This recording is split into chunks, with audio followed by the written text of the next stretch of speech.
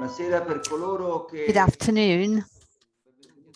Well, first of all, welcome to all of you. Welcome to this meeting in the series Subject and Masses, celebrating the 100th anniversary of the publication of Group Psychology.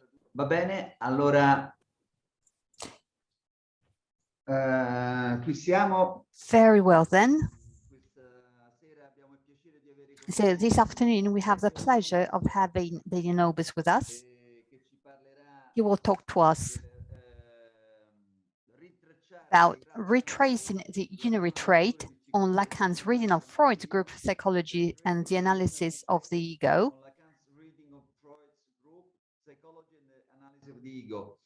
Dany Nobus è professore di Dany Nobus is professor of psychoanalytic psychology, and he is founder of the British Psychoanalytics Council. He was also president of our museum in London.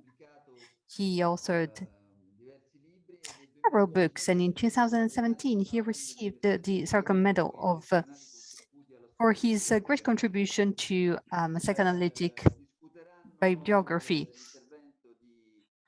The discussants are John Gale, philosopher and psychotherapist.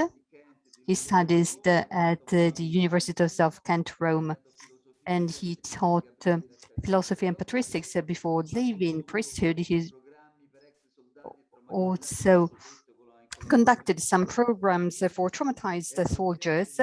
He's president of the International Network of Psychotherapeutic Practices. He published, among other things, The Sanctity and Divinity Studies in Psychosis and the Spirituality in 2014. And he also wrote on the theological tradition from Clement of Alexandria onwards. Then we will have Pietro Pascarelli,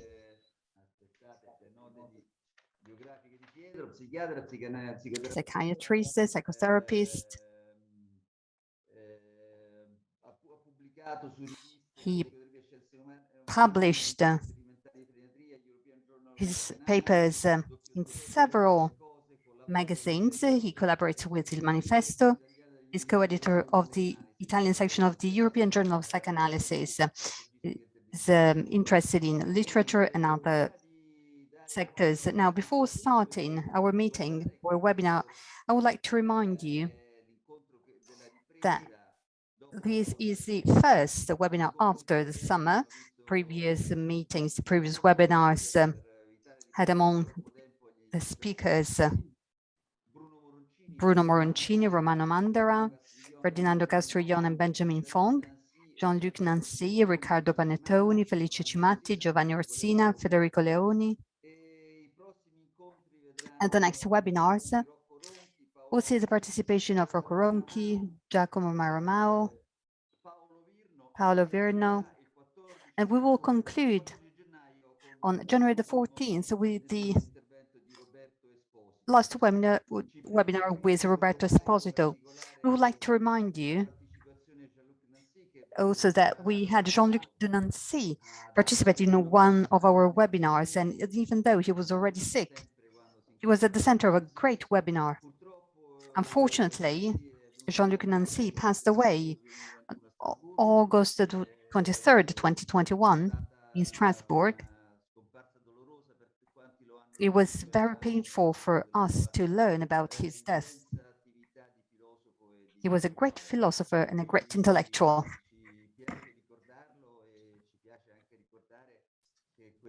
And we believe that the webinar that we organized with him was one of his last public appearances. We were very glad and honored to have him. Very well now. Now, this said, I will leave the floor to Dany Nobus. As I said, he will talk to us about Leising-Rezugt. That's mentioned by Freud, as it is the unary trait. It is a very important trait in the theory of group psychology and the analysis of the ego, but it is fundamental also for Lacan's reading of Freud's group psychology. Probably, I think that he will help us also understand the clinical sense of Freud's work that has always been viewed as a social and social political analysis. So it is a great pleasure for me to leave the floor to Dany Nobus. He will start his presentation at least in Italian, because he doesn't feel like speaking Italian the whole time, but he can speak Italian fluently. Thank you, Raffaele. Screen now. Let me see. It doesn't work now. Yeah, but you share the screen, but probably you have to open the first your PowerPoint presentation. Okay. Here we are. Here we are. Can you see the screen? Yes, now it's correct. Now it's the presentation. You can see it now? Yeah. Okay. Ok. Sì, anche se terrò mio intervento in inglese, vorrei Even though I'm going to speak English for my presentation, first of all, I would like to say a few words in Italian. First of all, I would like to thank Pietro Pascarelli, Sergio Benvenuto, Raffaele Bracalenti for inviting me to take part in this series of online events,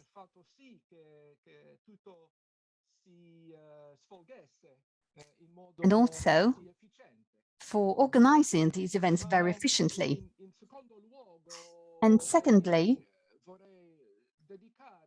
I would like to focus and to celebrate our friend Jean-Luc Nancy with my presentation, because his contribution at the beginning of this year really set the tone for all the webinars that followed in this series.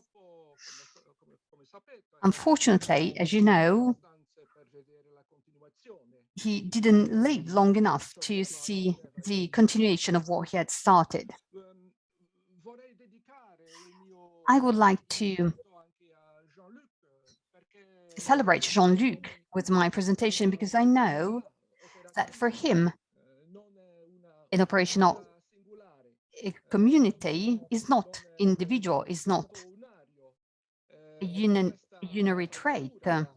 So this refusal of the community,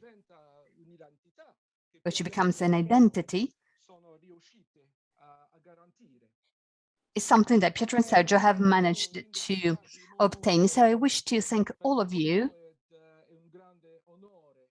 for inviting me. It is a great honor for me to be here.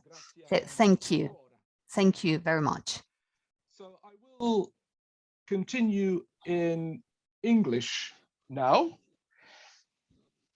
Of all the words that Freud committed to paper during his long and productive life, those included in the 1921 book, Group Psychology and the Analysis of the Ego, are perhaps the most enduring and persistently relevant words that he ever wrote. Over the past 100 years, numerous papers have been written, and what I show you on the screen is just one example. Numerous papers have been written emphasizing the importance of Freud's study for nationalism, national identity, group functioning, but as Daniel Pick in this very paper also indicates, the book that Freud wrote in or that Freud published in 1921, despite the fact that it's uneven and sometimes cursory, also poses problems that are of a historical and a psychological nature.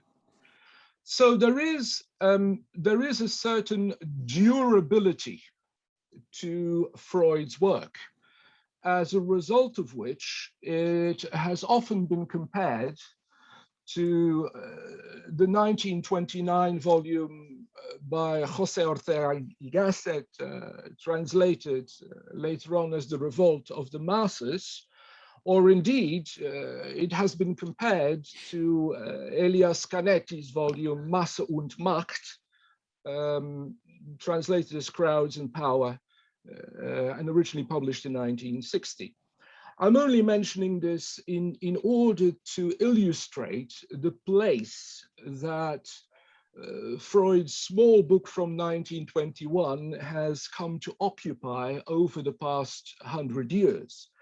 And the comparison here between Freud, Ortega y Gasset, and Canetti isn't mine, but it's actually a comparison that is made by Hans-Ulrich Gumbrecht in what I consider to be yet another very interesting book on crowds, in which he looks more specifically at the stadium as a form of a crowd. And as you can see, that was published in 2020 originally. Now, the durability, the strength of Freud's work also emanates from the fact that Freud's most vicious critics, such as Richard Webster, in his 1995 book, Why Freud Was Wrong, that some of Freud's most vicious critics hardly have a bad word to say about group psychology and the analysis of the ego. Why Freud Was Wrong, for those of you who have seen or indeed have read it, you will know that it's almost 700 pages. And in these 700 pages, there is one paragraph on group psychology and the analysis of the ego that is actually quite complimentary. I quote, he means Freud's, experience, his own experience of discipleship, became the key with which he locked others into the same pattern of submission and oblique humiliation. That he grasped at a conscious level at least some of the authoritarian principles of leadership, which his practice embodied, is suggested by a passage which occurs in group psychology and the analysis of the ego. And then there's a quote within the quote, a group is an obedient herd, writes Freud, which could never live without a master. So Webster actually folds Freud's study back onto the way in which Freud himself organized or wanted to organize the International Psychoanalytic Association and his own small circle, but at least it's indicative of how Webster, despite his vicious criticism of everything else, finds something good to say about group psychology. The durability of Freud's text, I think, is generally due to two main intimations. And I'm using the word intimation because the concepts as such do not appear in the book as strikingly as you might think. But the first reason as to why the work is so durable is that Freud's intimation in it of the group individual, der Massenmensch, that is to say, the individual who has been transformed by the group, was realized in the most shocking way by the success of the Nazi movement and the subsequent mass extermination of Jews during World War II. This is the argument that was also made, not without controversy, in 1996 by Daniel Jonah Goldhagen in Hitler's Willing Executioners. The second reason as to why Freud's work is so durable has something to do with Freud's intimation of self-sacrifice. And again, I'm using the word intimation because the concept as such is not particularly striking in the text, but he alludes to it. But self-sacrifice here means the individual's willingness to relinquish the love for him or herself for the maintenance, in the service of the maintenance and the enhancement of the group. A dynamic which is still being realized in the 21st century in the image of the chosen suicide bomber who is prepared to give up his life in the service of the group. And here I could have chosen a great many texts, but I thought that since this is an Italian group, I would choose an Italian text. So just to give one example, it is one of the arguments that Franco De Masi makes in a book originally published in 2008 called The Enigma of the Suicide Bomber.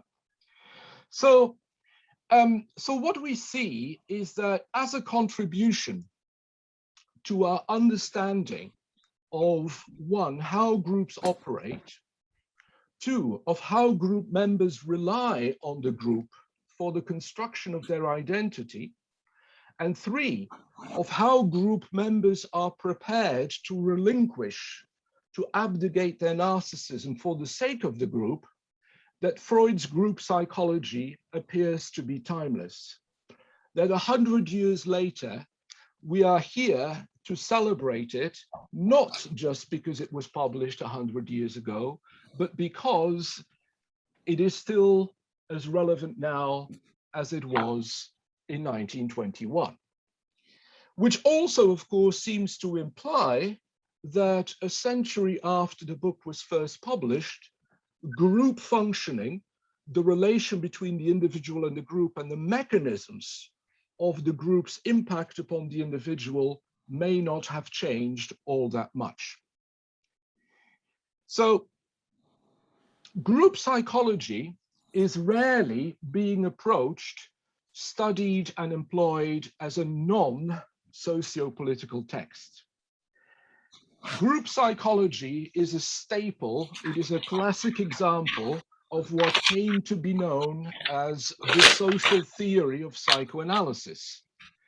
And as such, it features highly, very highly indeed, on the agenda of psychoanalytic political theory, psychosocial studies, social theory, sociology, etc. I'm just going to give you two additional examples of that coming from clinicians in this case. In 2001, André Aynal, who has now sadly also passed away, stated, I quote, "Group psychology is ultimately a political work that came into being in the aftermath of the World War I and in particular of the breakup of the Austro-Hungarian Empire. Events that deprived Freud and many of his co-workers of their ancestral roots." Aynal also contributed to a 1983 volume on fanaticism, so it is not by accident that he refers to Freud's text in the context of a new evaluation of fanaticism. But here's a second example. John Kerr, whom some of you may know from A Dangerous Method, the book and the David Cronenberg film, John Kerr, also in 2001, went so far as to say, I quote, "Group psychology and the analysis of the ego is not a clinical text. There are no patients in it, and its concepts are less accessible to today's clinicians than might be supposed." Now, in light of all of this, it might surprise you that I will try to argue almost exactly the opposite. That what I will try to argue is that group psychology is ultimately a clinical work after all. It is true that there are no patients in it, but that doesn't mean that it should be considered as primarily or exclusively a political text. In other words, I will try to argue that some of the key individual concepts within group psychology and the analysis of the ego must be considered or reconsidered by today's clinicians, despite the socio-political context in which they are embedded. This means that I will largely make abstraction today. It means that I will not linger on the prophetic value that has been accorded to Freud's book, in the sense that people have said that Freud wrote a visionary text in which he anticipated what would happen during the 1930s with the rise of Nazism. It also means that I will make abstraction of the relevance of this text for the organization of a psychoanalytic group. We can talk about it in the discussion, but this is not my prime focus. And thirdly, I will not focus as much on the implications of this book for identity politics in all its forms, from community membership to fanaticism. Now, I would have loved to be told or to know or to hear that I could have been the first to extract the clinical dimension from Freud's group psychology, but of course, this is not the case. This is not the case because the clinical dimension of this book was already emphasized, and I'm not using this word lightly, it was already emphasized by Lacan during the 30-odd years of his engagement with psychoanalysis. Just as a little aside, I don't know whether you know this, and I don't care all that much about bibliometrics, but group psychology is actually the third most frequently cited text by Freud in Lacan's entire work. In his writings and his seminars, it is the third most frequently cited text. Were we to have a proper seminar in which everyone would be in the same room and could talk, I would ask people to guess what would be the first and what would be the second, but in this case, I will tell you. The most frequently cited text by Freud in Lacan's works, this will not surprise you, is The Interpretation of Dreams, and the second most frequent cited text is Beyond the Pleasure Principle. But it is the third most frequently cited text. And with very, very few exceptions, Lacan does not refer to the socio-political organizational significance of Freud's work. The exceptions are so few that I can actually list them. If you find additional exceptions, please let me know. But for all I know, having gone through, I don't know, 15,000 pages of Lacan's work, I've only come across 3 exceptions to the rule. In the Situation of Psychoanalysis and the Training of Psychoanalysts in 1956, a paper subsequently included in a CRE, Lacan says that group psychology, quote, slightly anticipated the fascistic organizations that rendered it obvious. Also in a CRE, in the direction of the treatment and the principles of its power, he says that the effects of group psychology must be observed, quote, in the analytic group itself. So Lacan too, at one point suggests that Freud's writing of this book should actually be considered within the context of the organization and the structuring of the cyclitic community. And then finally, in seminar 19, he states, quote, the organization to which he, Freud, deemed he should entrust the relaunch of his doctrine stems from the error he made when tying the ego without any relay to his Massenpsychologie. But these are the three exceptions. In all other cases, well, the question, just as an aside, the question with regard to the two latter exceptions is, of course, whether group psychology is descriptive or prescriptive. But apart from these three exceptions, all of Lacan's other references are to group psychology as a clinical work. That is to say, as a text that needs to be read alongside Freud's technical papers.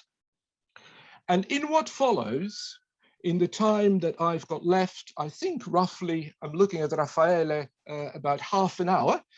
In the time I've got left, I will unpack this statement along three different axes. First of all, I will talk a little bit about Lacan's methodology of reading Freud, which is as much a methodology of applied psychoanalysis as it is a methodology of textual interpretation, or if you want, of literary criticism. Then I shall spend some time talking about the theoretical implications of Lacan's reading, whereby I will not have time to unpack everything, but I shall focus on the difference that Lacan makes between the unary trait and the master signifier. And then finally, I will talk briefly about the clinical implications that Lacan recognizes in this text for the analyst and for the analysand with regard to the direction or the end, the termination of the cyclitic treatment.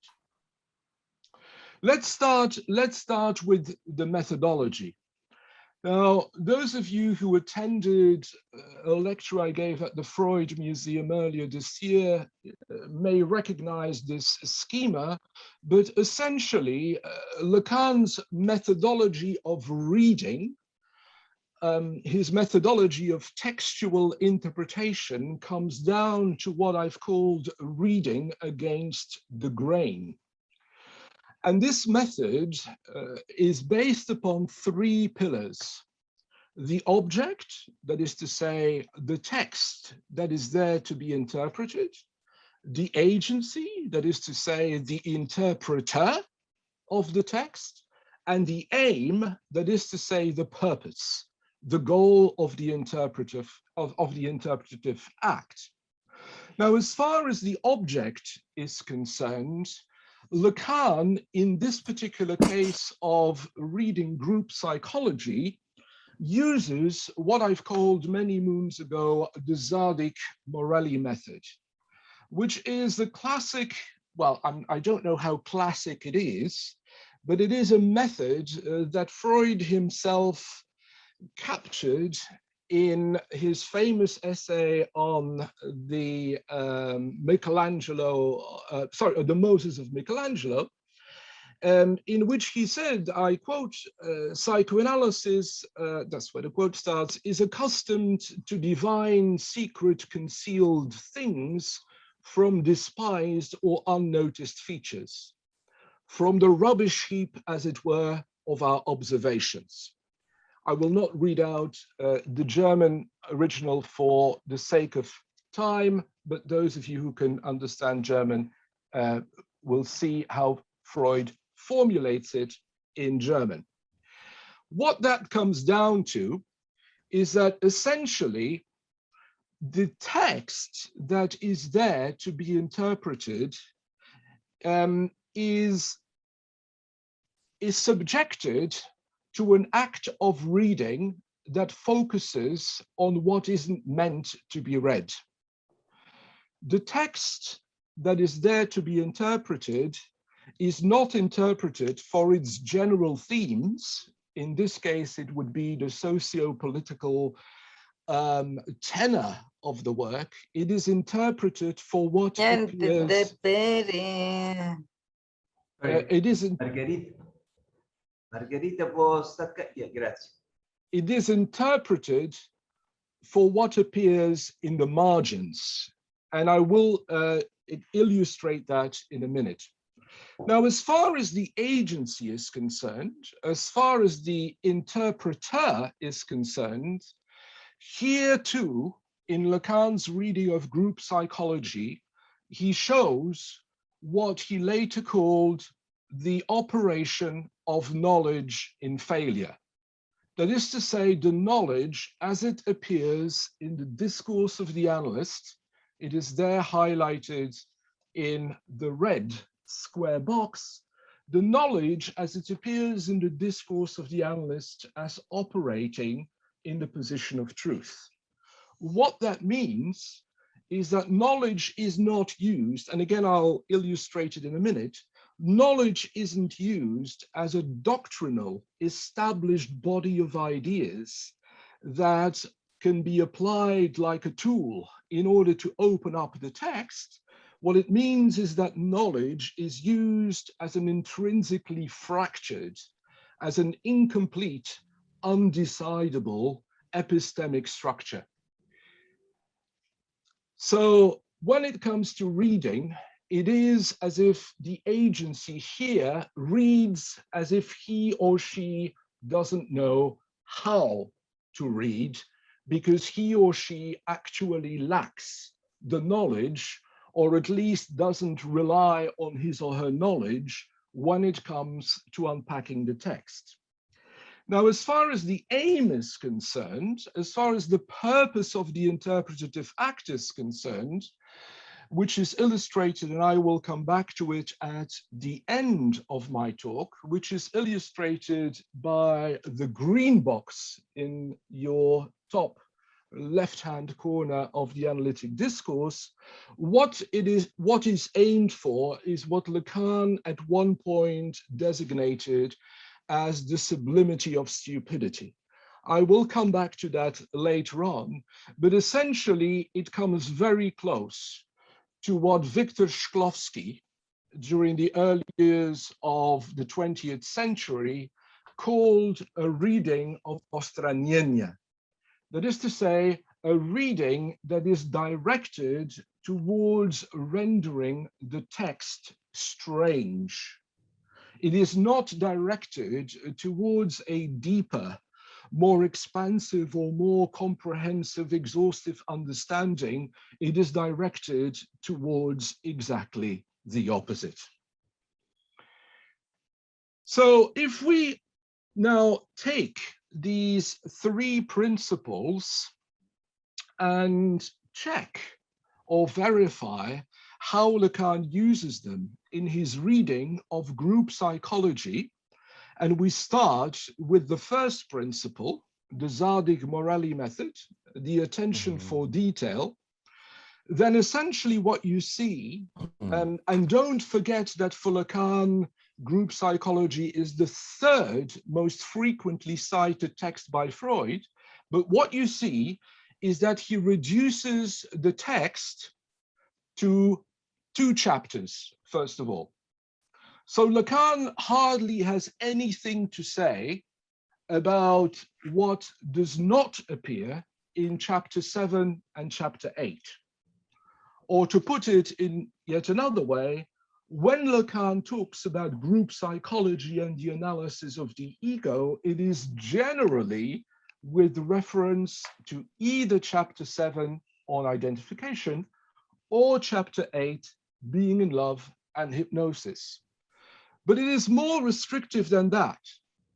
When he talks about group psychology, he is generally restricting himself to the first 6 paragraphs from the chapter on identification and the famous schema, I will project it later on, that comes at the end of chapter 8. He generally restricts himself to 1 sentence from these 6 paragraphs, and this is the sentence. So on almost all occasions, and there are a great many, more than 50. When Lacan reads Group Psychology and the Analysis of the Ego, this is the sentence that he has in mind. In this case, I will read it in German. It is on page 51 of the new Sigmund Freud Gesamtausgabe, but you shouldn't have any difficulty finding it in the Gesammelte Werke. So the sentence is, and I will read it because it's such an important sentence for Lacan. Es muss uns auch auffallen, dass beide Male die Identifizierung eine partielle, höchst beschränkte ist, nur einen einzigen Zug von der Objektperson entlehnt. Strachey has translated it in the standard edition, and I'd be interested to hear how it's been translated in the Italian edition. Strachey has translated it as, it must also strike us that in both cases, the identification is a partial and extremely limited one. He means the identification with the loved person or the identification with the hated person. It is an extremely limited one and only borrows a single trait from the person who is its object. But Lacan goes further than that. See, Zardik Morelli method, as apparently Ludwig Mies van der Rohe said, I mentioned it to Christina earlier on, God is in the details. In this single sentence, Lacan ends up concentrating on two words, not highly charged words, but seemingly trivial ones. Einzigen Zug, single trait. Of course, here in the sentence, it is, I think, if my German is still good enough, in the accusative, so in the nominative case, because it's a masculine word, it would be einziger Zug, which Lacan then translates as trait unaire, and which has been translated in English as unary trait.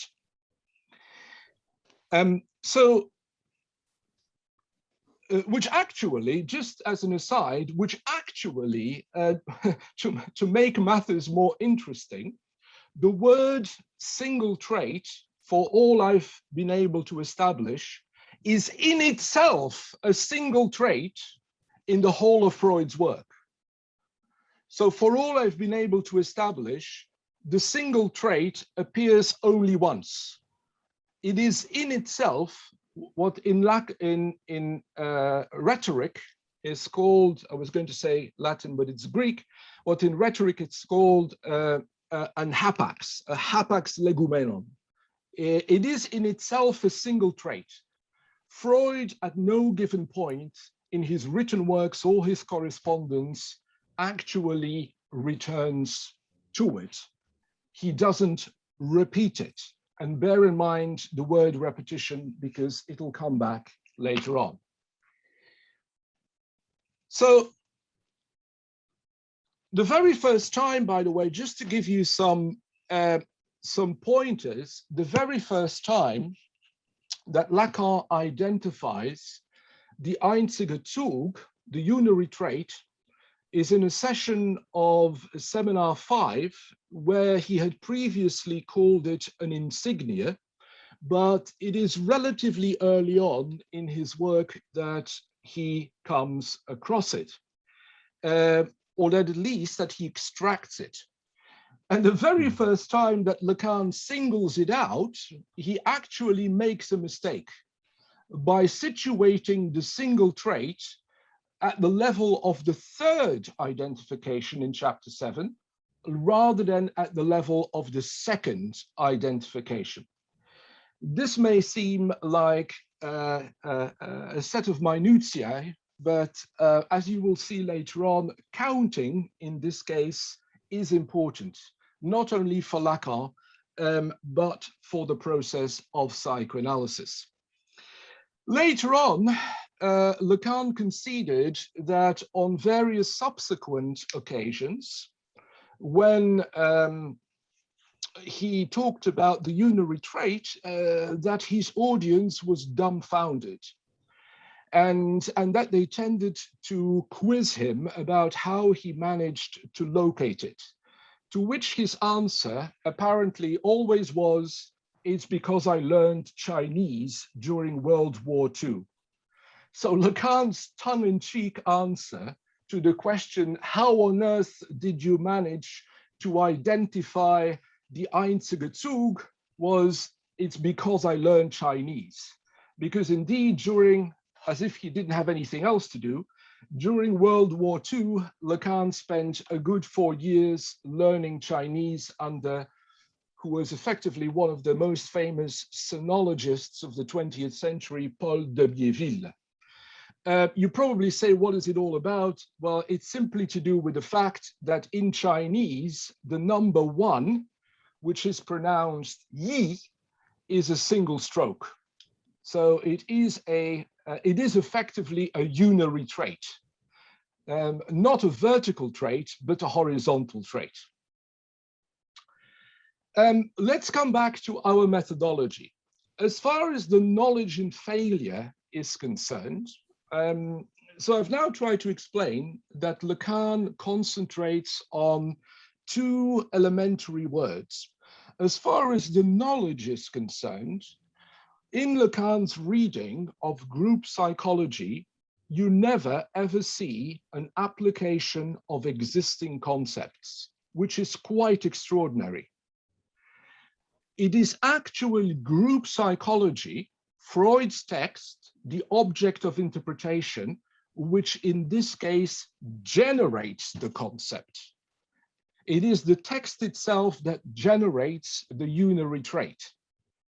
And on the 2 or 3 occasions, there aren't that many, when Lacan tries to map the 3 identifications that Freud distinguishes onto existing concepts, such as the real, the symbolic, and the imaginary, his attempt, Lacan's attempt, is generally not particularly successful. So what we see here is that his extraction of the unary trait from the text without trying to reduce it to something he already knows allows him then subsequently to investigate the relation, and I won't have time to talk about all of this today, the relation between the unary trait, which he generally writes as I of O, if it's in English, or I of A, if it's in French, identification dérivée de l'autre, identification derived from the other. It allows him to compare and contrast this unary trait to other concepts. So you see how different this is from trying to reduce a notion to something you already know. Here, the notion is used by Lacan in order to destabilize the knowledge he already has acquired. And secondly, and that's what I will come to in a minute, secondly, it is this particular methodology that then also allows Lacan to actually ask himself what the implications are of this unary trait for the theory and practice of psychoanalysis. Then finally, I said the aim of reading against the grain is very similar to Shklovsky's Ostranienie, a rendering strange. And indeed, what you see in Lacan's reading is that a political work, group psychology and the analysis of the ego, becomes a clinical text. What you see is that the clinical text itself is reorganized around, literally and metaphorically, a single trait. And what you see is that the reorganized clinical text then elicits new questions. And again, I do not have time to list all the questions, let alone to answer the questions, but I feel justified in saying that it is on account of Lacan's methodology that he is also capable of questioning Freud at points where others have no longer questioned him. For example, Lacan is quite critical, or quite, I'm not going to say dismissive, but he's quite apprehensive about Freud's famous primal first identification with the father. But he is equally puzzled by the mechanisms of this second identification. Why does it happen? Which effectively comes down to Lacan questioning how an initial object choice, a certain relation with a loved or an unloved external object, a libidinal investment, would be transformed into an identification. Freud himself calls this, in group psychology and the analysis of the ego, a process of regression.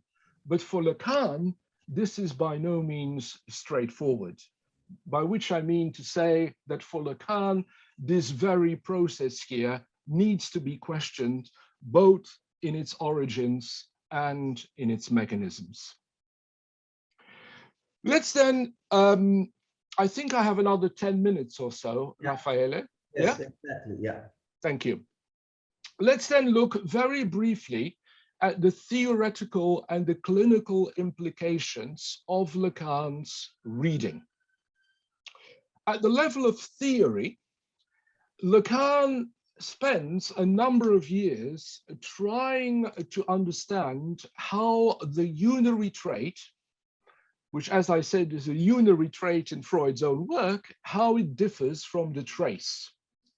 And he eventually comes to propose the formula that I've put there on the screen, that all single unary traits are traces, but that not all traces are traits, even when the traces are single.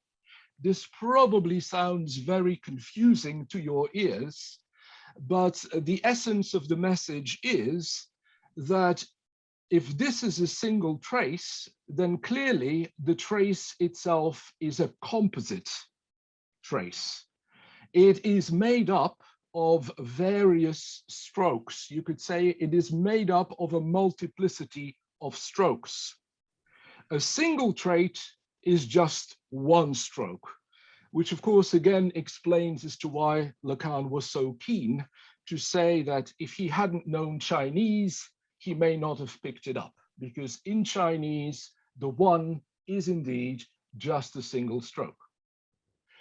But more importantly, as his work and his engagement with group psychology and the analysis of the ego develops, he also investigates how the unary trait differs from the signifier.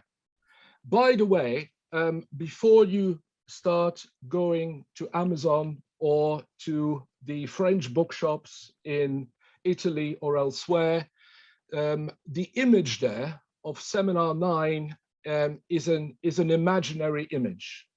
The book doesn't exist. If Jacques-Alain Miller is listening, he may hear this as a certain incentive for him to actually publish it in French. But I couldn't stop myself having some fun and trying to construct a cover for a book that doesn't exist. But essentially, between the early 1960s, in a seminar on identification, and the late 1960s, the seminar From Another to the Other, this is the question that bothers Lacan. And it starts bothering him all the more so when, in the summer of 1966, another Jacques, a much younger Jacques, a certain Jacques Derrida, publishes a paper called Freud et la scène de l'écriture, Freud and the Scene of Writing, which is a text, and again, I don't have time to unpack it here, which is a text that is not only about the trace, but it is also a text about erasure. In French, actually, Derrida, as some of you will know, uses two different words which have been translated both as erasure, unfortunately, in English. He uses the word rature and effacement, but this particular text by Derrida, and Lacan would have definitely been familiar with it, if only because Roman Jacobson precedes the publication with his own paper. This is the text that gave Lacan a hell of a headache. But cutting a long and complicated story short, eventually Lacan comes to argue in a tacit, implicit engagement with Derrida's Freud and the scene of writing that the signifier originates in the erasure of the unary trait. That is the main formula. The signifier originates in the erasure of the unary trait. But here is the rub. Erasure should not be taken literally here as wiping out. It should be interpreted as being undone. And this undoing may occur through simple duplication. Here is the example that I've taken from Lacan's own seminar, although there it doesn't appear with the images, but Lacan invites his audience to go and visit the Salpiettes at the Musée Saint-Germain-en-Laye, or to the west of Paris, which, if indeed you've never been, I think is definitely worth going. It is the National Archaeological Museum of France. And he invites his audience to go there in order to compare marks as they have been left on certain objects, arguing that if the mark, like it is here on the object to your left, the one that is reproduced in color, if the mark is a single mark, or if the mark is a single mark and two additional marks underneath that do not seem to repeat one another because they go in different directions, then you can draw the conclusion from that that the mark is accidental. Okay? So looking at this mark here on this piece of bone, which I think is actually an elephant trunk, looking at this mark here, you could say that the mark is accidental. It is natural. It is contingent, as opposed to intentional, purposely, or necessary. But if the marks are repeated, if they are duplicated, that in itself constitutes an erasure of the unary trait. So the duplication of the single stroke constitutes its erasure because its very duplication means that you can start wondering about the meaning of these four strokes here. You know, something that was initially nonsensical suddenly acquires a certain meaning. You may not know, we may never know what meaning is attached to these four strokes. It may be that the person 30,000 years ago was counting the number of animals he had managed to kill, but it may also be that he was counting other things. But it is in the duplication and the repetition of the unary trait that the unary trait becomes a signifier, that it acquires meaning. And even if the actual meaning escapes, then there is still the meaning of meaning. If someone were to give this to you, and this is the picture that is in black and white, if someone were to give this to you and asks you what you see, you might say, well, I don't know, but it seems to mean something. There must be something behind it. I will not talk all that much about how this leads Lacan into a rather elaborate engagement with the work of Frege and Leibniz, because that would take us too far. But the bottom line is, the conclusion is that the signifier is not the unary trait. That the signifier differs from the unary trait insofar as the signifier and the system in which it is embedded gives meaning to the unary trait, sometimes simply by its duplication. Now, within the next 3-4 minutes, I'm just going to very briefly talk about the clinical consequences of all of this. For Lacan, this has major implications for the position of the analyst. And at the end of seminar 11, which for Lacan was a new beginning, so maybe it's not by accident that it is in this seminar. It's a new beginning, as if it is itself, you know, the first trait, you could say, of a new Lacan. At the end of this seminar, he produces what he calls the schema of the interior 8. And it looks more complicated than it is.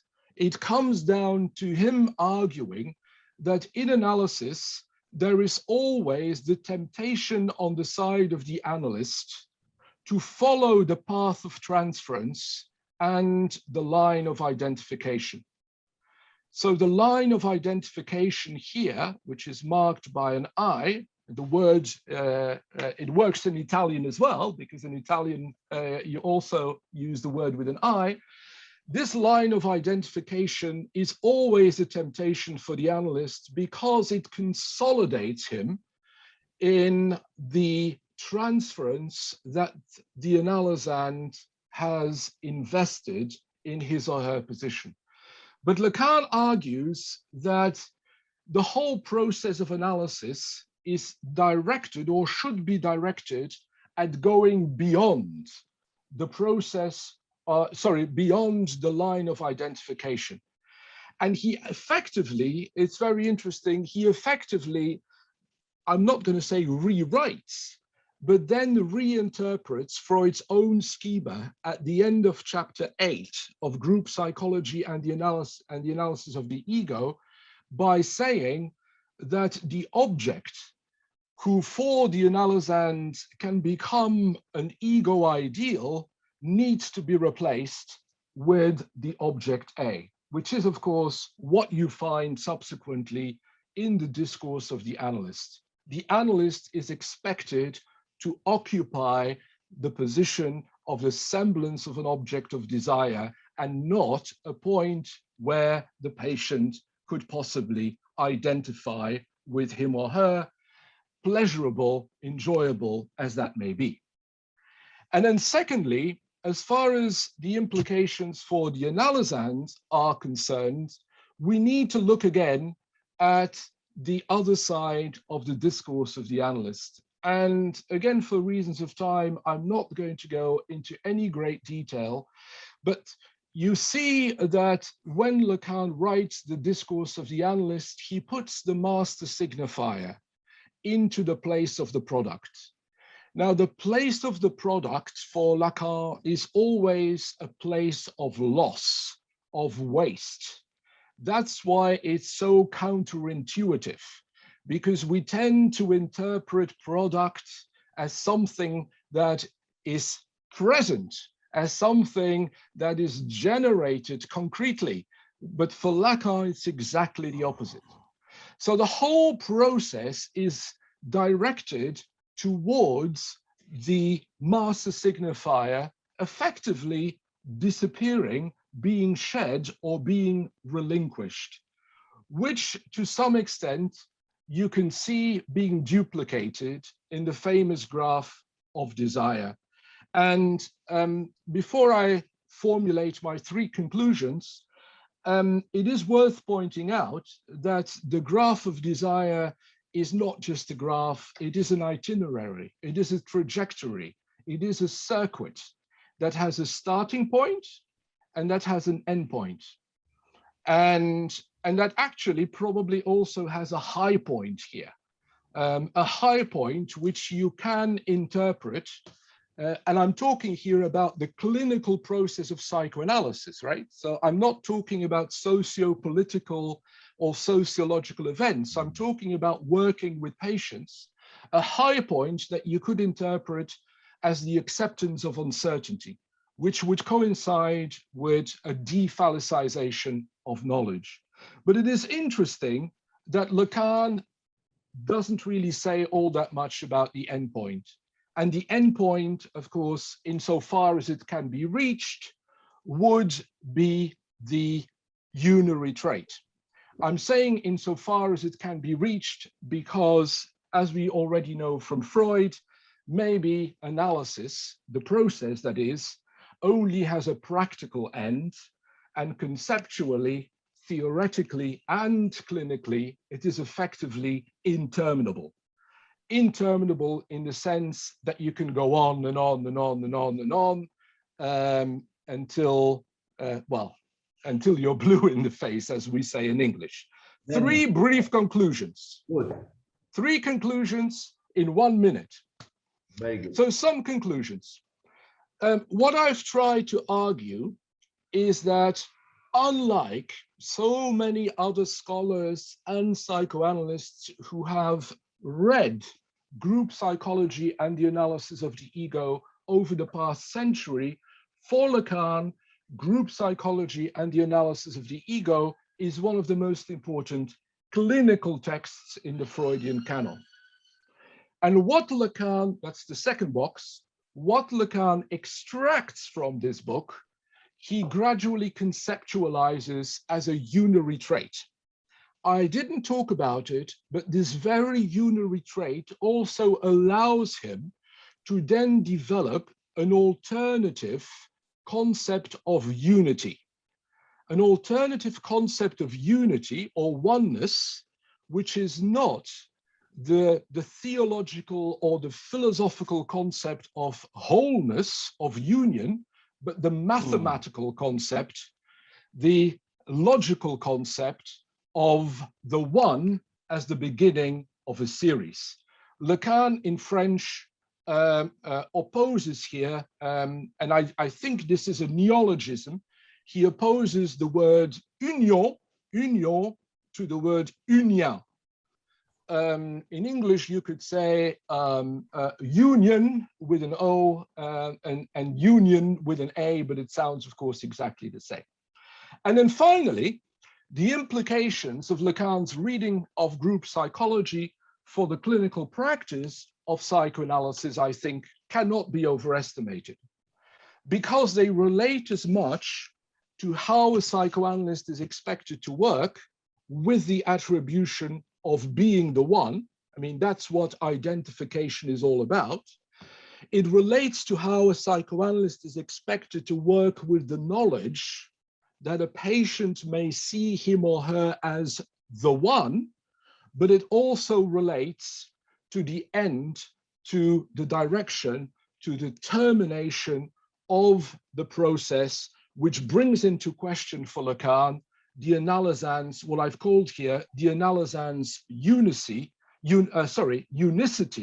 and which I think John will like this. This will be music to John's ears, which our good friend Duns Scotus would have referred to as the hexaity. Thank you very much. Grazie, Dany. Grazie. Thank you very much, Dany,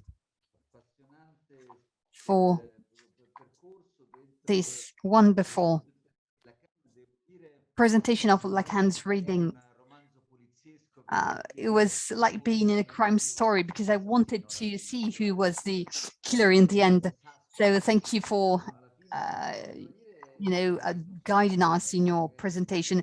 Probably, I do not know whether we will have the time to talk about it, but maybe we could say with Sartre, the others are evil.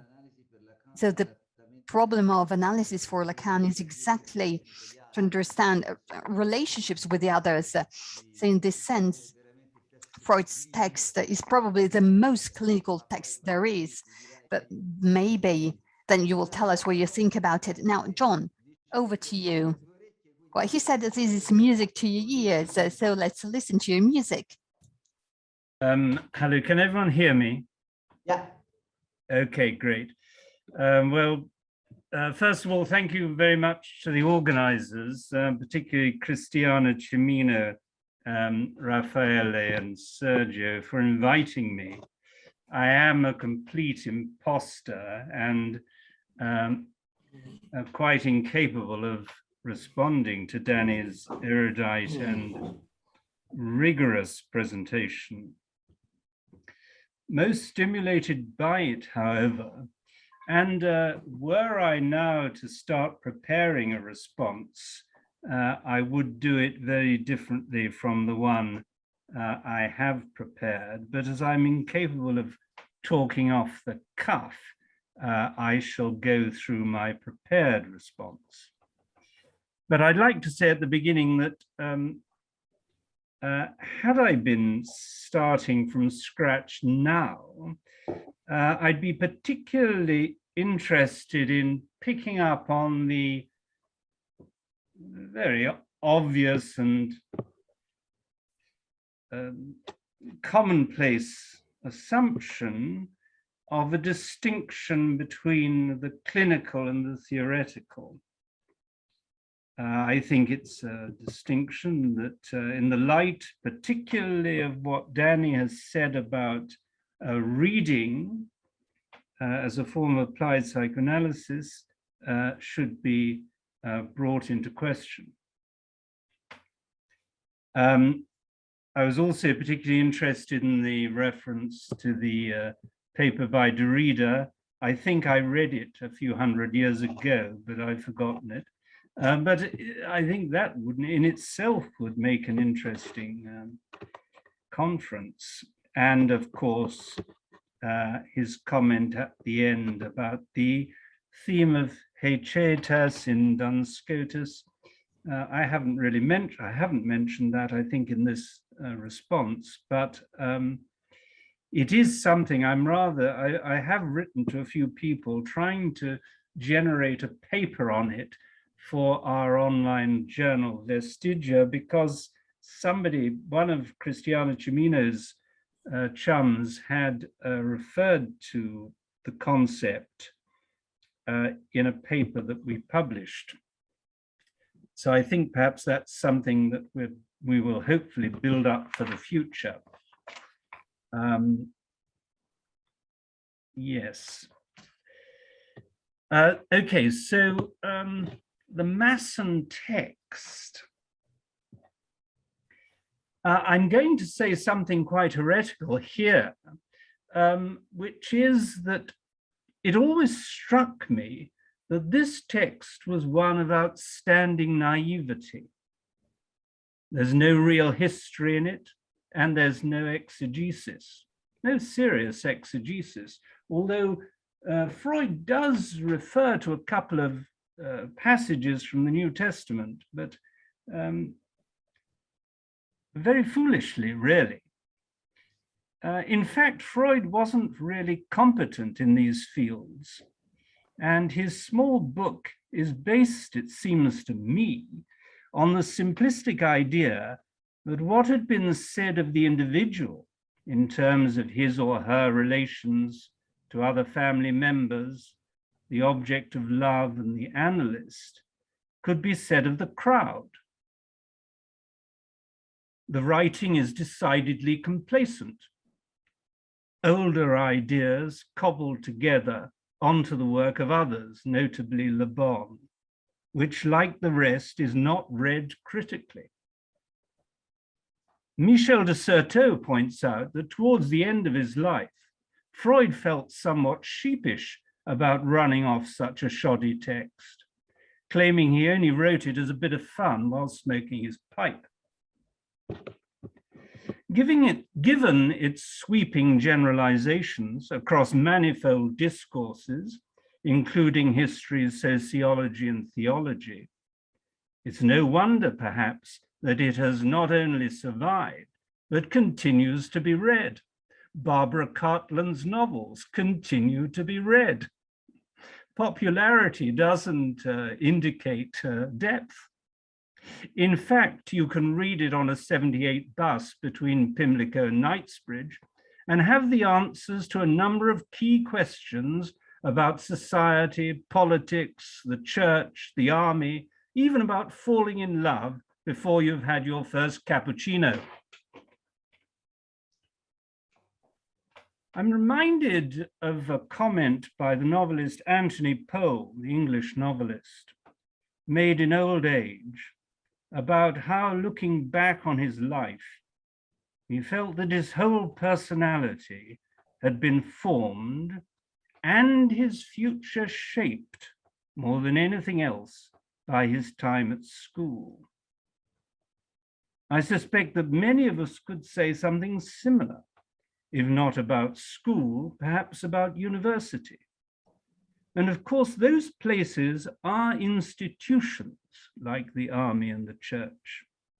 But they're also places where we meet significant individuals, schoolmasters and mistresses, schoolboys and girls, tutors, and so on. Perhaps in some ways, the university tutorial system, at least in the way it worked a few hundred years ago when I was a student, has something of an analytic quality to it. As the tutor aimed, to adopt Wittgenstein's idiom, not to give over his own thoughts to others, so much as to stimulate someone to thoughts of his own. Powell's remark refers to the past and the future, and the way the two are mixed up in our experience. There seems to me to be something in this, the idea that there's a time when one was not yet formed, a time when one is being formed, and a time after which an essential formation has taken place, and after which all future developments follow a course that could almost have been predicted, though never entirely. Strange and unexpected things do happen to us in the course of life. And yet, although they come as a surprise at the time, perhaps later in retrospect, one can begin to glimpse the way they do in fact somehow fall into place. They seem to have followed a pattern, while at the same time being not quite what we would have chosen ourselves. But then along comes Lacan. I'm afraid I must apologize, but my wife's Argentinian, and I first came across Lacan from Argentinians, so to refer to him as Lacan is very difficult for me. It's ingrained that I call him Lacan in the Argentinian way. So along comes Lacan, the cunning devil, and spots one phrase, a hapax no less, we're told, that nobody else seems to have noticed. And he says, look here, this is the really important thing, the hub of it. He can even say it in German. And now he's got us all suddenly eating out of his hand. He's got our full attention. When he's good, Lacan can do just that. Hermeneutics reminds us there's no definitive narrative, that new angles are always possible and will in the future continue to open up. But isn't there a right way to interpret Freud, one might ask? Yes, of course, we say, of course there is. Otherwise, every interpretation, including conflicting and opposing interpretations, would be equally valid. In the De Magistro, a text Lacan showed some particular enthusiasm for at the end of 701, Augustine says that before we can understand the sign, we must understand the thing signified.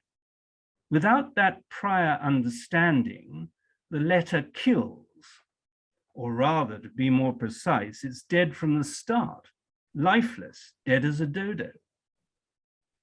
This epistemology holds good for the Confessions too. Thus, Augustine thought that St. Ambrose was a good exegete because he already knew the spiritual things, as opposed to the literal things, that the biblical text signified. Scripture didn't reveal things to him because he already knew them. He was reading against the grain, if I may say so.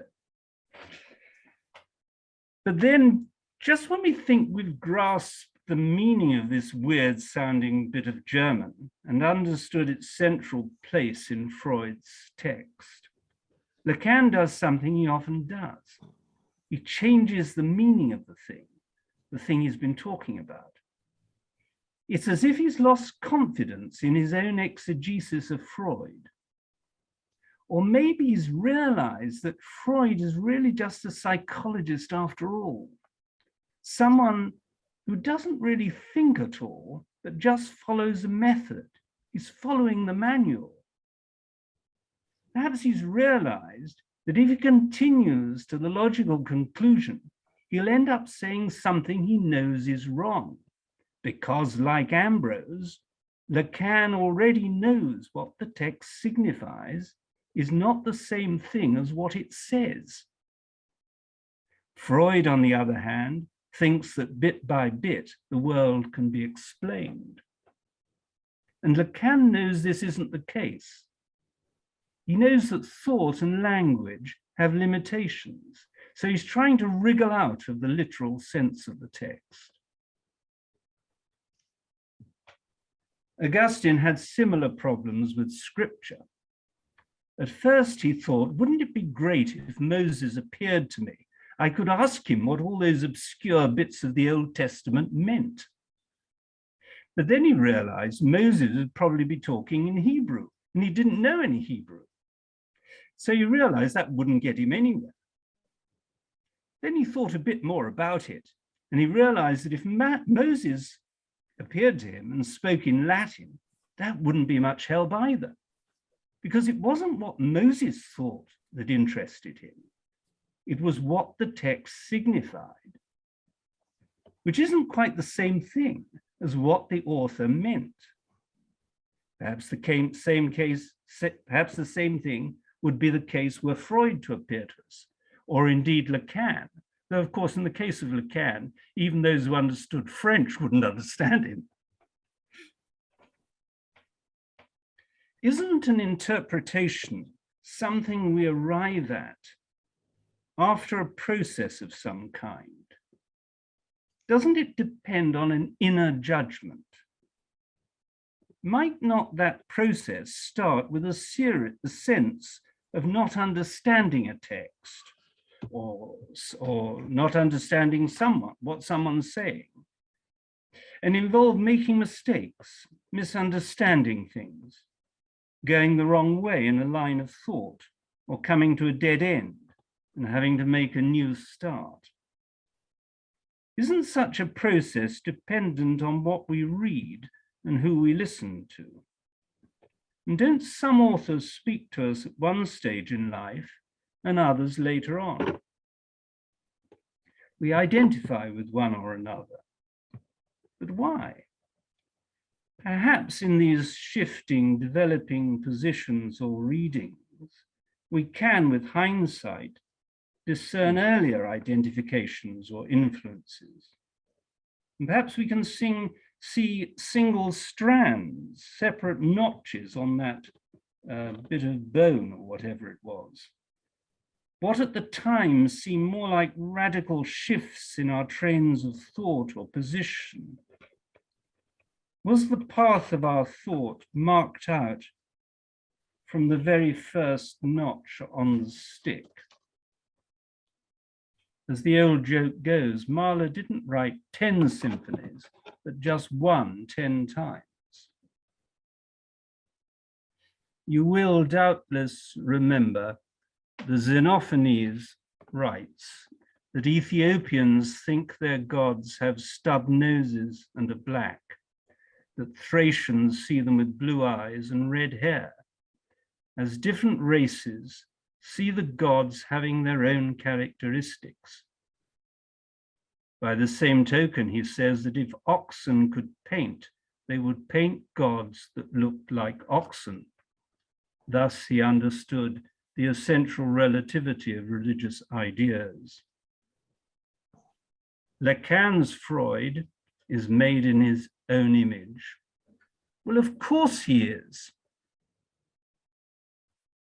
What might it mean, both for the analyst, being the one, as Dany says, and the patient, to end an analysis, to end that attempt to say the unsayable? Would it be like coming to the end of a reading, perhaps coming to the end of a novel? Would it be like death, coming to the end of a life? For the analyst, he might remember that in antiquity, the cynic philosopher refused to identify himself as a sage. In this, we can see cynicism coming close to the apophatic tradition of not knowing. It's a tradition central to mystical discourse and refers to an affirmation of an absence of knowing about the divinity. Underlying this is the notion that the divinity is beyond being and thus beyond language or mind. To use Wittgenstein's idiom, it's an understanding that there are things which are not part of the world, and consequently unknowable. Sorry, John, can you say 2 minutes? Can you manage to say 2 minutes? Even less. Good, thank you. Nevertheless, as Heidegger put it, even the nothing in the sense that it is thought or spoken is something. It is this paradox that led Pseudo-Dionysius to assert that not knowing or unknowing, agnosia, surpasses knowing, as the latter is always an inaccurate means of expression. Or, as it comes down to us in the Socratic paradox, I am wiser as I do not know anything. There's an apophatic note running through the Tractatus.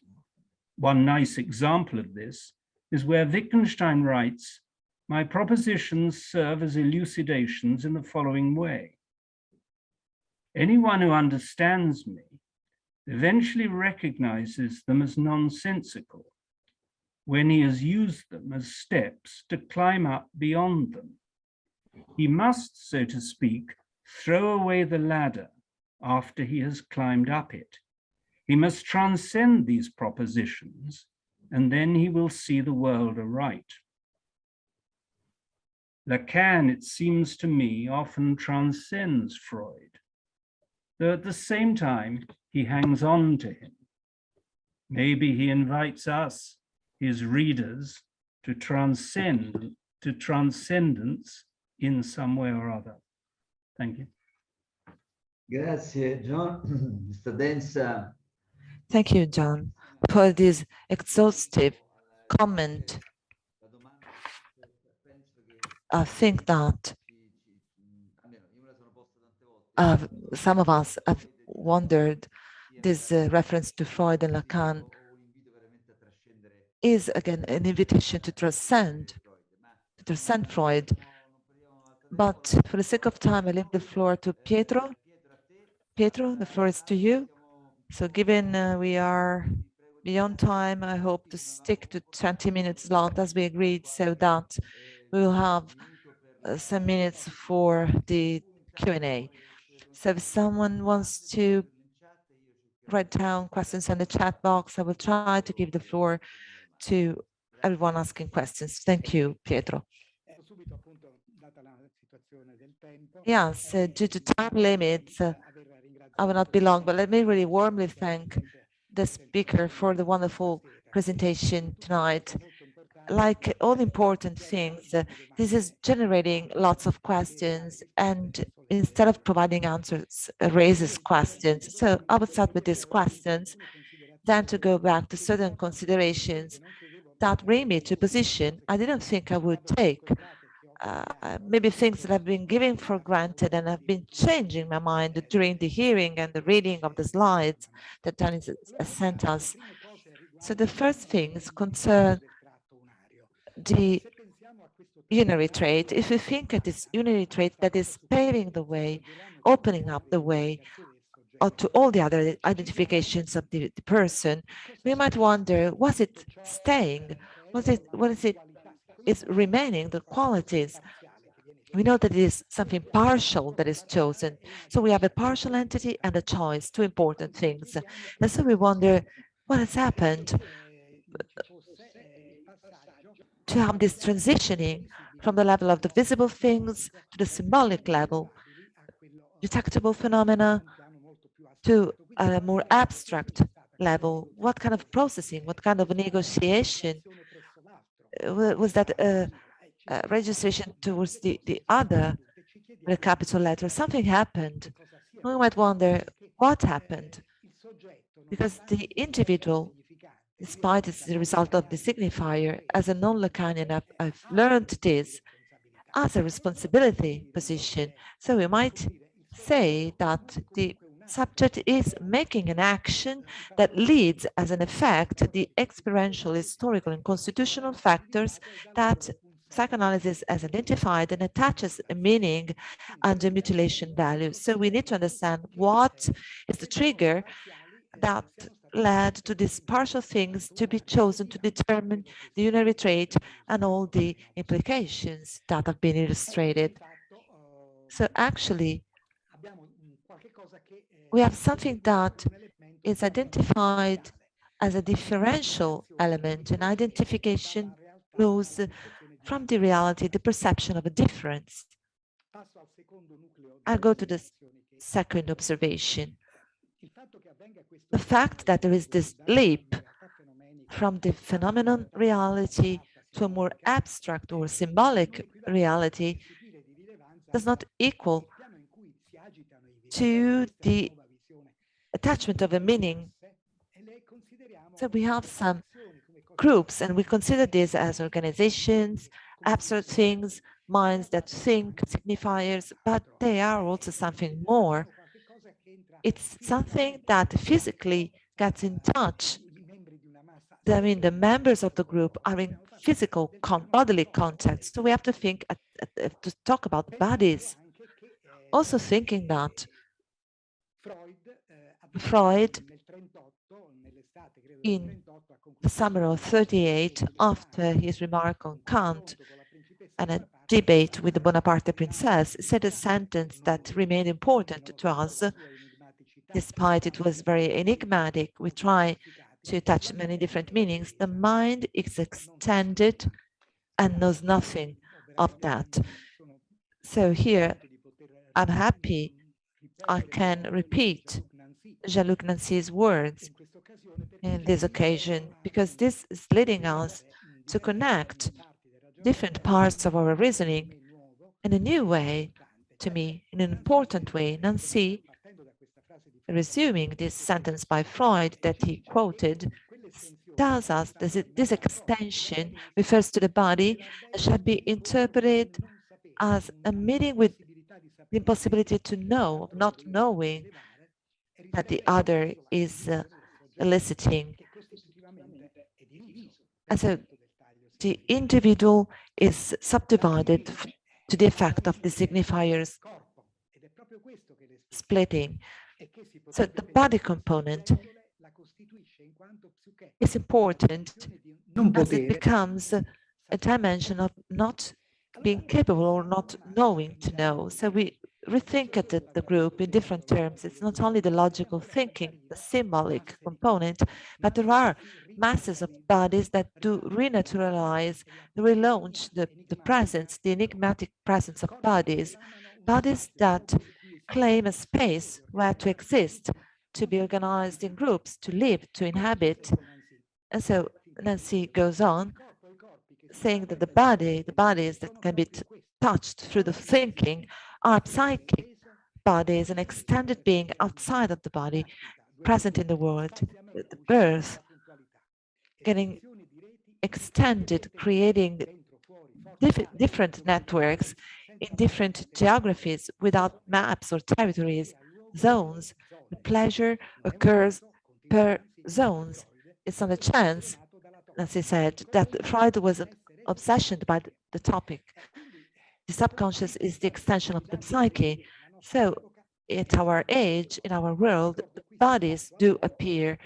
And I recall briefly Ortega Gasset's observation,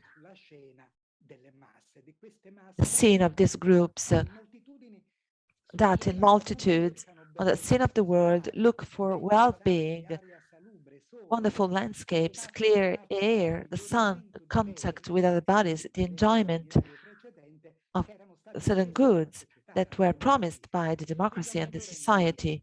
And still Nancy states that the cosmos, the world of distributed spaces were there, given by the gods and to the gods. There was the res extensa, and now the nudus corpus comes, the world as a proliferating population of bodily places.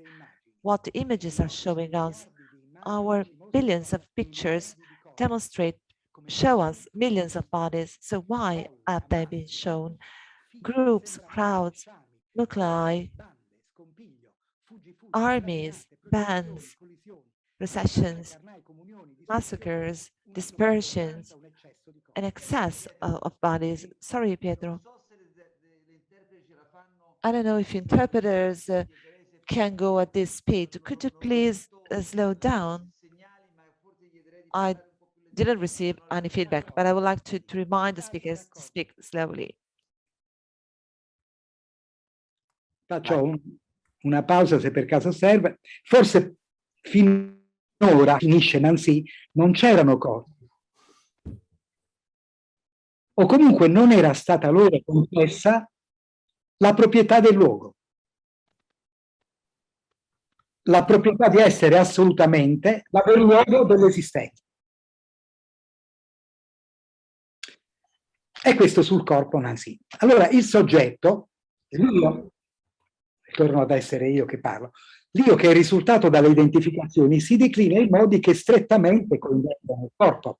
Cioè quest'io di cui abbiamo parlato finora in termini di costituzione simbolica per tratto di padre, eccetera, per tratto un altro, in realtà a un corpo si avvicina ad altri corpi, reclama uno spazio, provoca un avviraggio dell'asse anche del ragionamento filosofico e della visione del mondo con cui Freud ne era ben consapevole. Nel 1920 l'io e l'essa, 490, Freud scrive: l'io è prima di ogni altra cosa un mio corpo.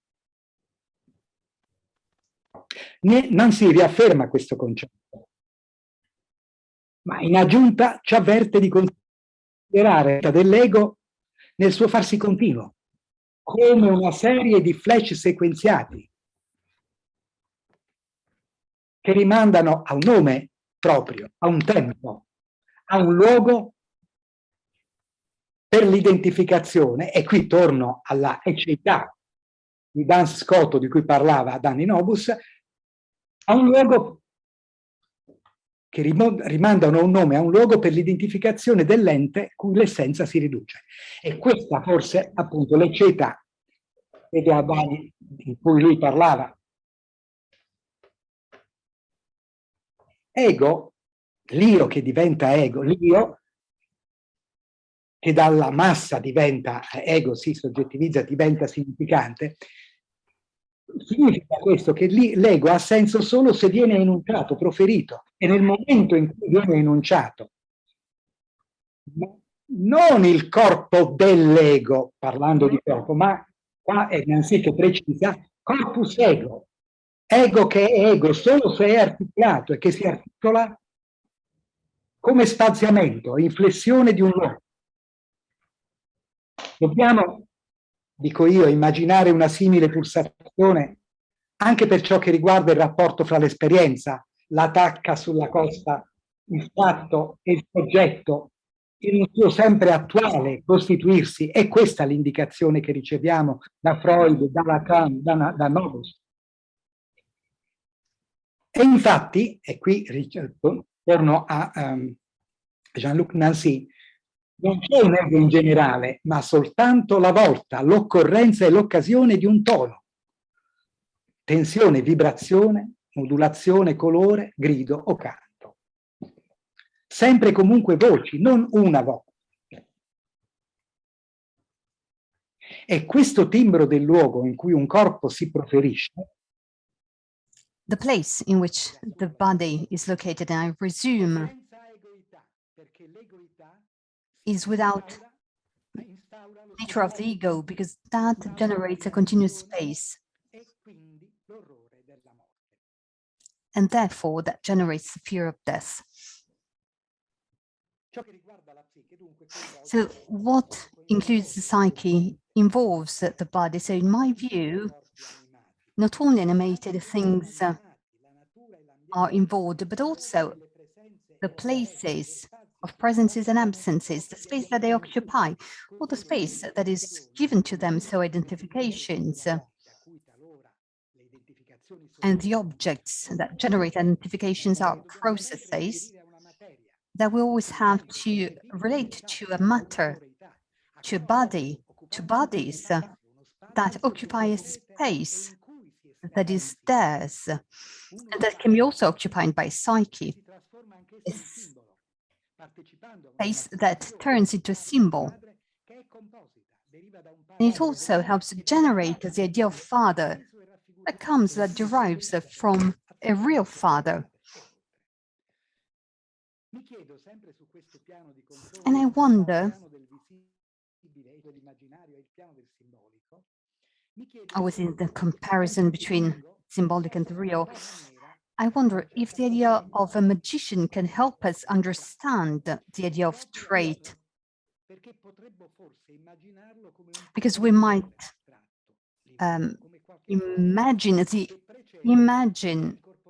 we might believe that the imagine is something that precedes, comes before. It is a precursor of the identification. And it leads us once again to the body. So the imago leads us to something that becomes a scheme, something that will lead the subject. It might become a cage or just a guide. And also the analysis will need to address these consequences. And I would like to conclude. A couple of minutes now, it will be over. Maybe, Nancy says once again, probably we had to reach this latitude, this extension, and this planetary extension. We have had to conquer the universe to get to men. We are destined to be men. Anyway, we can no longer ignore that the history that comes and that will come will continue to produce time. Time is body. And I conclude. I also wonder if, besides the father trait, there is also a vertical trait that can be called a group trait, a nation trait, something that can be found in the matter, libidinal energy, and that is located in the I, where it is the result of a negotiation with the S.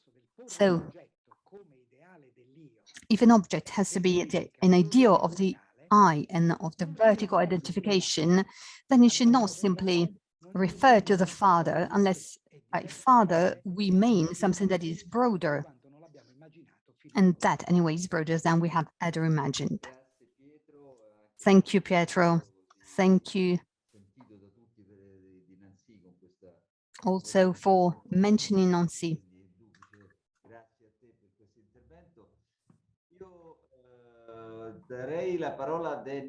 I would like to leave the floor to Dany Nobus if he wants to make a few comments on the comments that he received. Grazie, Raffaele. Thank you so much, John. And Pietro, for your comments, which are in themselves extremely rich. And you will forgive me for not commenting on each and every aspect of what you've touched upon, but I'm sure other people in this virtual room would also like to ask some questions. So I will restrict myself, whilst asking for your forgiveness, to a single trait from each of your discourses. And as far as John's comment is concerned, I was particularly struck by how once again, and I'm emphasizing once again because it signals the repetition, how once again the question was being raised, not only of what we are trying to achieve when we work clinically, but also of how the actual clinical process that we call psychoanalysis operates. And I think that irrespective of Lacan's engagement with Derrida and Frege and Leibniz, that these are the questions that also really mattered to him. But I also think that whenever he did put, let's say, a name, and I'm not using that word lightly, a name rather than a signifier on the end of analysis, it was only to capture what I would call an asymptotic approximation. An asymptotic approximation of something that can never be achieved. I don't want to go back to Duns Scotus, but we can think about the hexaety, but just because we can think about it, it doesn't necessarily mean that we can actually know it.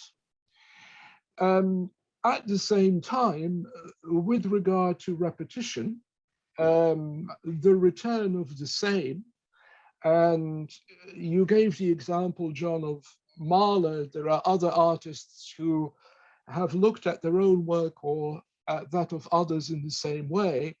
I'm thinking of, because I've written on him, Theo Angelopoulos, for example, who has said that I'm always only ever making the same film.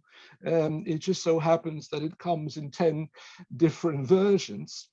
That when we are dealing with repetition in psychoanalysis, then, and I really mean the clinical practice here, because I consider myself a clinician primarily, when we are dealing with repetition, then it is probably an illusion to think that analysis can erase, there you go, can delete the repetition. I think that maybe we can satisfy ourselves with knowing that at certain points in the process, and we haven't talked about this, the affect, the affective quality of the repetition can change, and that this transformational change is maybe good enough. By which I mean, effectively, that the pain or the suffering or the anger or the violence that is associated with repetition can change into something more joyful, into a relation with knowledge that I'm sure Nietzsche would have liked to have called Gaia Scienza, Gaia Saber. Now, with regard to Pietro's comments, again, I'm just going to single out a single trait, and I really appreciate, Pietro, what you said about this wonderful, but at the same time extremely mysterious phrase that we find at the very end of Freud's life. And it may very well have been one of the last phrases that he ever committed to paper, i.e. Psyche ist ausgedehnt, weiß nicht davon. I appreciate your bringing that back into the equation, because to me it has always signaled the fact that in the face of death, because Freud would have known at that point that his own body was failing him, not his mind, but that his own body was failing him, that in the face of death, he was at least prepared to accept that his work in his life was characterized by the knowledge of ignorance. Now, I would like to bring that back to what you said about Jean-Luc Nancy's conception of the community, because if there's anything that I think, and I really wish that Jean-Luc could have been here today, much like all of us in this room, we remember him so fondly. But if there's anything that Jean-Luc Nancy in his analysis of the community, I think emphasizes, it is that the community becomes, as we say in English, inoperative, désœuvré. I do not know how it's been translated into Italian. Sorry, Pietro? Inoperosa. Inoperosa. Thank you. Inoperative, that the community becomes inoperative on the basis of its unity, or by virtue of its acquiring a unity, an identity, a singularity, which I have always interpreted as one, an argument in favor of the recognition of difference, but also an argument in favor of the acknowledgement that Freud's own portrayal of the group in group psychology and the analysis of the ego, that was the portrayal, and he probably didn't realize it, that was the portrayal of an inoperative group. And he could have known that if he had thought a bit more maybe about his own inner circle, or about the organization of the International Psychoanalytic Association. But in my let me say, Nancian reading of group psychology, and I really appreciate you mentioning it, I would say that the schema of the group as it appears there at the end of chapter 8, whatever Freud may have thought, would have been for Jean-Luc Nancy a schema of an inoperative group, precisely because it is based on identity, unity, not in the mathematical sense, you see, not in the sense of the one that makes the difference from the other one, but in the religious, theological, philosophical sense of oneness.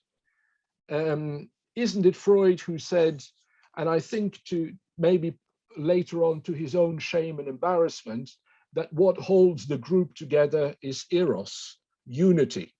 But I think at that point, he probably was actually quite wrong. And that if there's anything what holds the group as a community together, it's not eros, but something else. Thank you very much, Pietro. Grazie, Dany. Grazie a te. Sto provando Thank you, Dany. I was trying to remember if Freud's quotation is connected to Heraclitus' quotation on the soul. I can't remember it.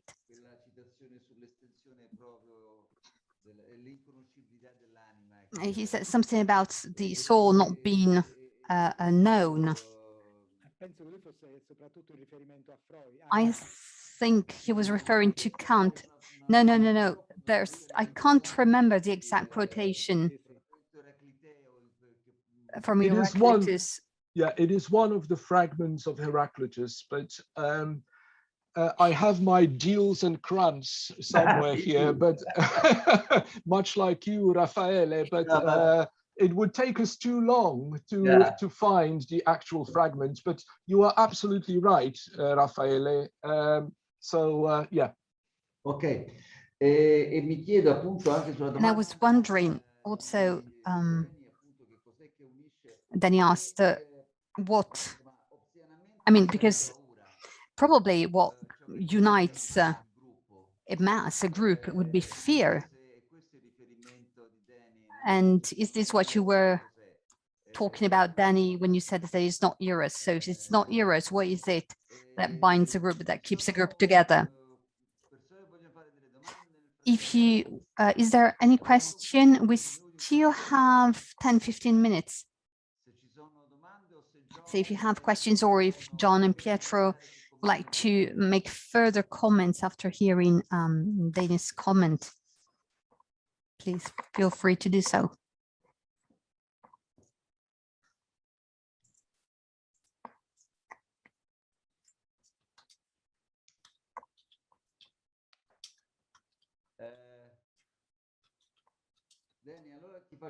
May I could just, Raffaele, I could just respond very briefly to what you've said about fear. I totally, fully agree with you that although I don't think I can speak, I don't think anyone can speak to all types of groups or all types of masses or all types of crowds, because we all know that. Sorry, Dany, posso soltanto fare un'aggiunta? No, could I simply add something to what I asked you? Please. Because I think that the sentence quoted, that is, every group needs a master, it exactly refers to this, that is to the need for protection. So that somehow generates fear. And this is what Ob said in a way. That was only to clarify. May I say something? Let's hear Dany, and then you will comment. Okay. Thanks, Raffaele.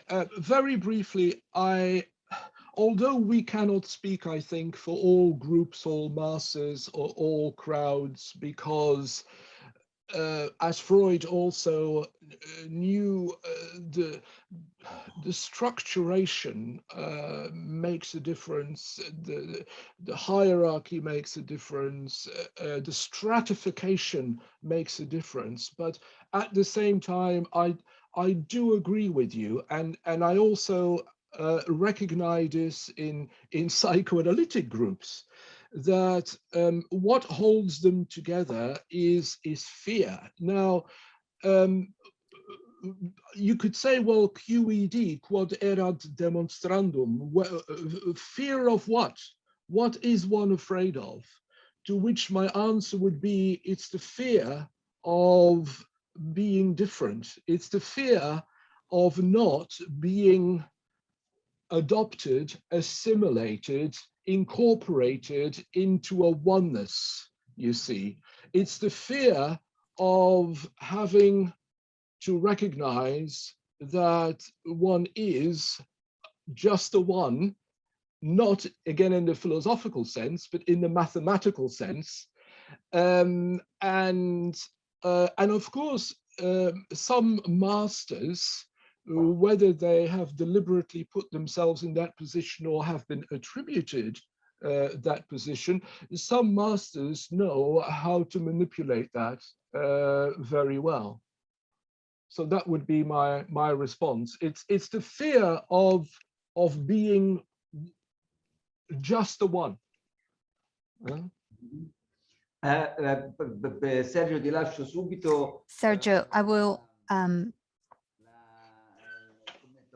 immediately leave you time to comment. But Dany, just to be clear, so is the fear that comes from the Thatcherite myth, the society, there's no society, there are just individuals.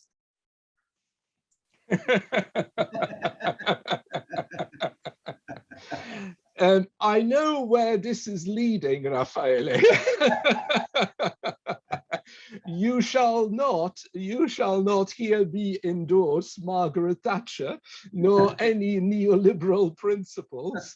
Of course, there is a society. Of course, there is a society. And when neoliberalism, but maybe we shouldn't talk about that now.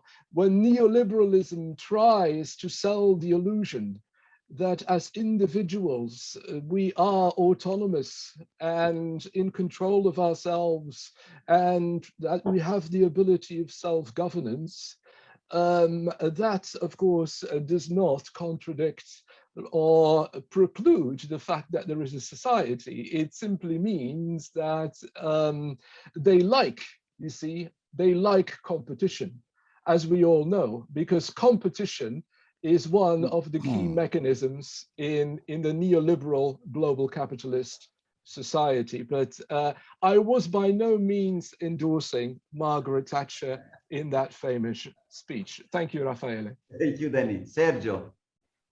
Niente, volevo dire che effettivamente noi I oggi... wanted to say that today we always think about Gemeinschaft and Gesellschaft, so the society and the community, as if they were opposed.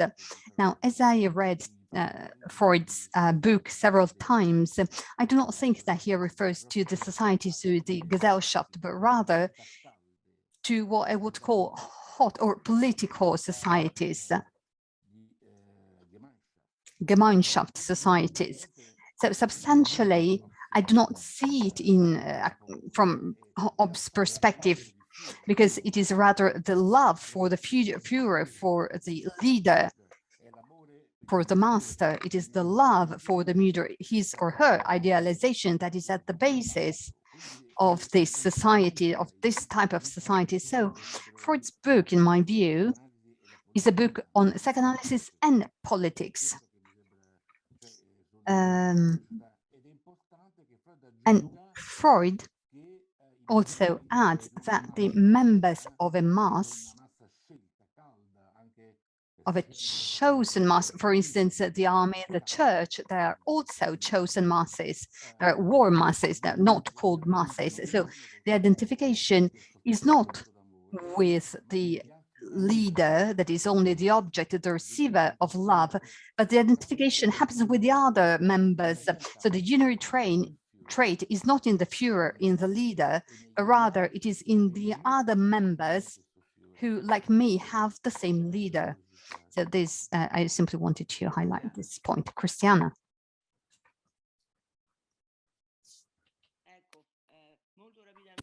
Very briefly, first of all, I wish to thank Dany Nobus, to all three speakers, especially thank you for your your extraordinarily logical presentation. You have actually explained I really enjoyed it thoroughly, but now I think that we have entered another discourse. Nancy was mentioned, so we mentioned love, we mentioned fear, we mentioned love according to Freud, but also that love is interpreted by Lacan in a different way. But as we mentioned, Nancy, and also Derrida was mentioned,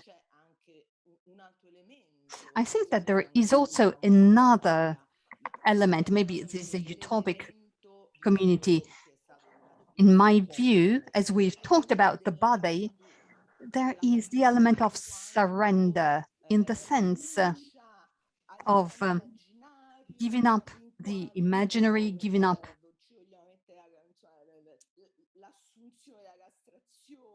the castration,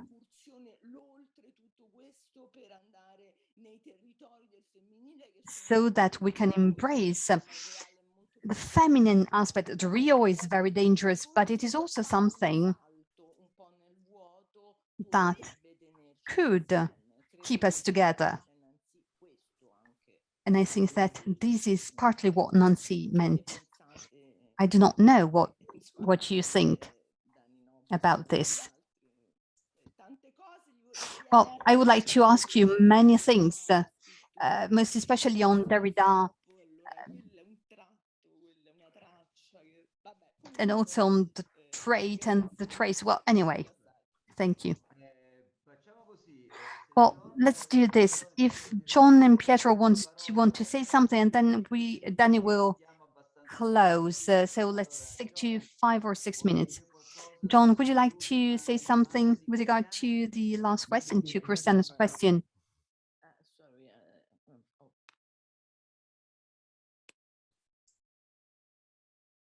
No? Can you unmute? Raffaele, was this for me? It's for John, right? John, yeah. I would say John, Pietro, and you for the last one. I have nothing further to comment at this point. Mostly. Sorry, John. Sorry, you have nothing to add? Not at this, no, thank you. Thank you. Pietro. Dico pochissimo, nel senso sì, quello a cui le masse aspirano, per come parla Freud, è well, un capo. according to Freud, a mass wants a leader, someone to lead the mass, because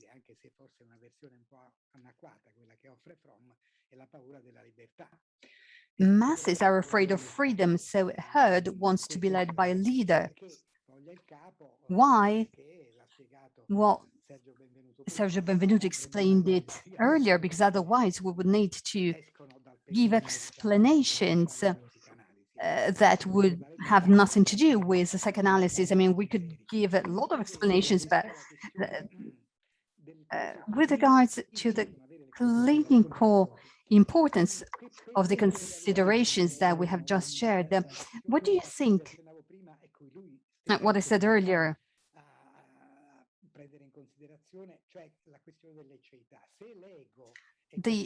if the ego is something that is not continuous because it is built on a constantly, and it does that because it reproduces itself constantly, the role of an analyst would change enormously. Probably the role of a psychoanalyst would not be as important as we believe if we think that the ego repeats itself constantly. Dany, you have 4 minutes to answer this question. 4 minutes, okay. Well, very quickly. I mean, first of all, Pietro, I mean, I do think that we need to differentiate between a group, a mass, and a crowd, not only in quantitative terms, but also in qualitative terms. And those distinctions often go missing. They disappear when people engage with Freud's text. So when he argues that a group needs a leader, and you know that this is actually, what shall I say, a rather tragic part of the text, when he argues against Le Bon, that the leader, and the German word that he uses is Führer, right? Führer. That the Führer is the most important person in the constitution and the maintenance of the group. What he has in mind is a relatively structured group. What he has in mind, but I'm probably preaching to the converted here, what he has in mind is not a disorganized, chaotic mass of people, which is essentially what Le Bon had in mind. Because let's not forget that Le Bon's book was originally titled La Psychologie des foules, the psychology of the crowd. Now, with regard to the second point, which I've probably, no, I haven't forgotten. With regards to the second point, I mean, look, I agree with you and I don't agree with you. I agree with you at the point where I think that when the analytic process gets underway, the only thing the analyst can or is expected to do is to operate as a support of that process.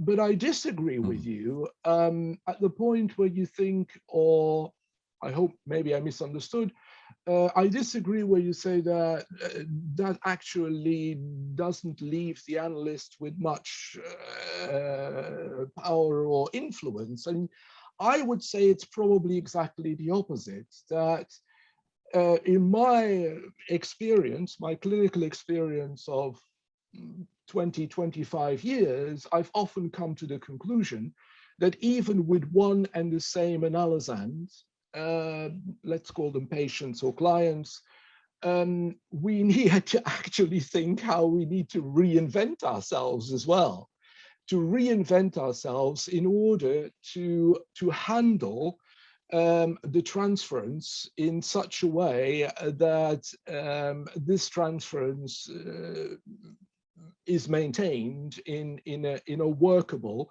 not an inoperative, but an operative state, I would say. And that is not always that easy.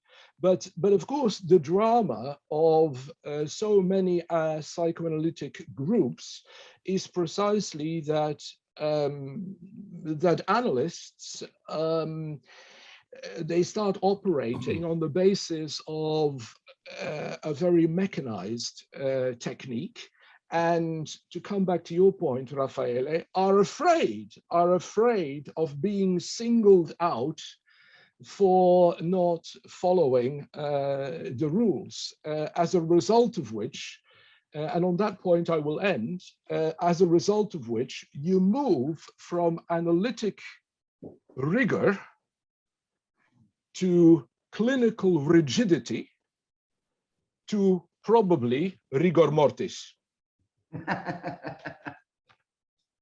But by which I mean it's the death of the analytic process, and possibly the death of psychoanalysis as I see it, a creative,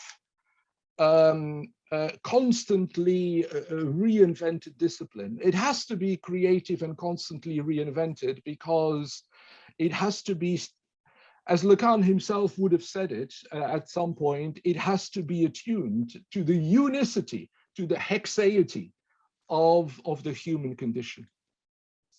Grazie, Dany. Thank you, Dany. I think that this invitation to keep the psychoanalysis alive, so without letting it embrace a rigor mortis, without letting it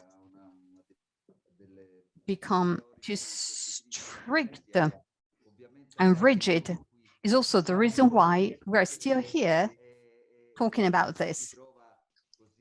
That is why that is why we are so passionate about these webinars. Now, let me tell you that we will present Franz Horstein's book, Jean-Luc Lacan and La Paz. On the 22nd, we will present this book. You will receive an invitation. You will have a complete schedule of the presentation. And then let me remind you that we will meet on the 5th of November, another webinar on the 5th of November with Rocco Ronchi, Discussants, Alex Pagliardini and Fabrizio Palombi. Pietro Pascarelli will moderate the meeting. So I wish to thank you. I wish to thank Dany Nobus for the richness of his presentation. I wish to thank John Gale for giving us a lot of insight and food for thought. And also I wish to thank Pietro for reminding us Jean-Luc Nancy. And I wish to thank all of you. See you next time. So if you can join us for the presentation of the book on the 22nd of October, and the next webinar will be on November the 5th. Thank you. See you soon. Grazie mille. Grazie mille. Grazie ancora. Grazie mille. Grazie John. Grazie mille. Nice. Ciao ciao. Ciao. Ciao a tutti. Ciao ciao.